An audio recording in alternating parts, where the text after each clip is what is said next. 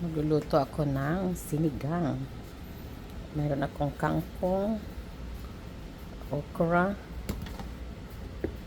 at saka isda. So, yung pampano, yun ang gagawin ko. Tapos ito. Nag-slice na ako ng tomato. So, ilalagay ko dito sa ano. Tapon ko na to lahat. Ganyan ako magluto.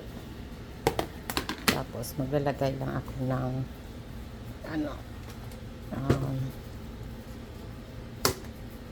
buo na para medyo may lasa-lasa. Yan, pakuluan ko muna yan. Tapos, yun, mayroon na akong sabaw. Sabaw na pampano. Tapos, lagyan ko siya mamaya ng yung sinigang mix.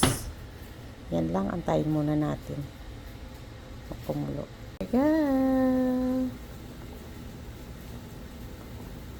There's my sinigang. See? Yeah. So now, I think it's time already to put the kangkong leaves.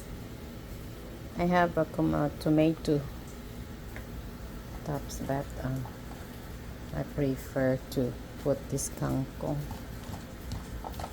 Kangkong is good. Dahon ng kamuti, masarap din. But, hey, this is it. Ayan. Pambihira lang magluto ng pero masarap na yan.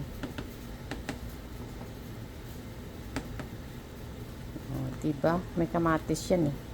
$10 pa naman yung kamatis. Ang mahal ng kamatis. $10. 4 na piraso lang. Sipin nyo yun. Pero pag may tanim ka talaga, masarap talaga ang pakiramdam. Kasi mag-harvest ka naman. Tapos may lulutuin akong pahinaan ko muna itong apoy na to. May lulutuin akong